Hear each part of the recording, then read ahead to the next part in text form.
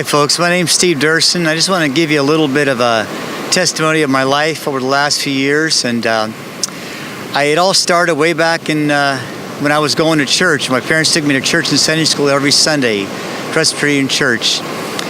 And from there, I actually in high school gave my life to the Lord. But unfortunately, it was during the 60s, during the hippie culture, and I didn't really stand strong in my beliefs. I didn't understand what they also always said Father, Son, and Holy Ghost. I wasn't really sure what the Holy Ghost was. So anyway, I got derailed. I always tell people I was in the wilderness for 40-some years. So I was kind of like, I'd go to church once in a while, and then I kind of do my thing the rest of the time. So about 4.5 years ago, I went to Germany. I took a trip to Germany and rented an RV, and I met a girl in the campgrounds in Germany.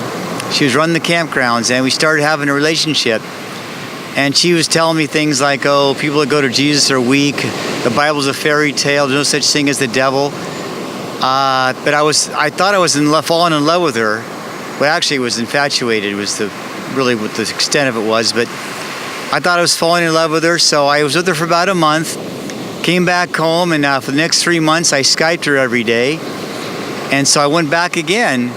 But I kind of opened the Bible, and God was saying, right, I opened up the Bible, and it said, first of all, it said fornication is a no-no. You know, outside of marriage, you shouldn't be doing it.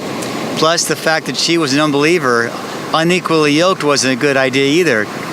But I was sort of bargaining with God. I said, God, I'm going to bring her over, I'm bringing her back to the States, and I'm going to convert her to Christianity. So I flew over to Germany. I saw her at the airport, and right when I saw her, I go, wow, things have changed. Things didn't feel quite right. So I actually had a panic attack. So I didn't sleep for the next 3 or 4 days. I kind of was like starting to lose my mind. I started hearing the devil's voice saying, you're one of mine now. I saw a demon in the campgrounds. I saw Satan's face on a billboard. She thought I was crazy, and I definitely was crazy at that point. I was losing my mind. So somehow I cut the trip short, got on the plane, shut my eyes. 12 hours later, I arrived in San Francisco. It seemed like a matter of minutes, but I arrived back in San Francisco. And the next 4 or 5 nights, I was struggling. Kept hearing, it was like a battle. It was a spiritual warfare was going on. I thought the devil was trying to possess me. So by the 5th day, my friends saw me in the state I was in, and they checked me into a mental health facility. I was in there for 12 days. And they kind of stabilize you. They give you pills, and I was able to at least feed eat, because I couldn't even go to the store at that point. Didn't want to see anybody. I was out of it. So I got out after 12 days. But the last day I was in there, I got a phone number from a lady who was running my small group at the church I was going to. She goes, give this guy a call.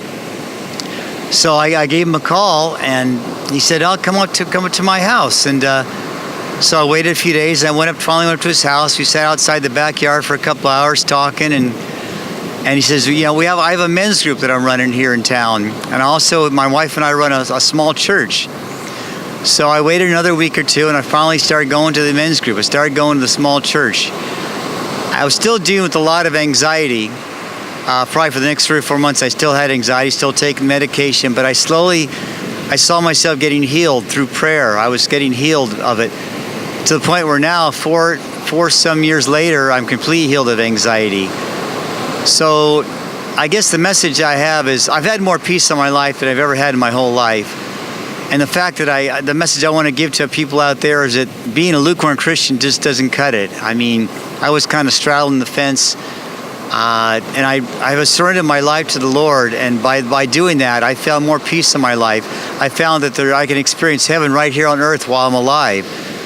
So that's my message to you, and thank you for listening to me.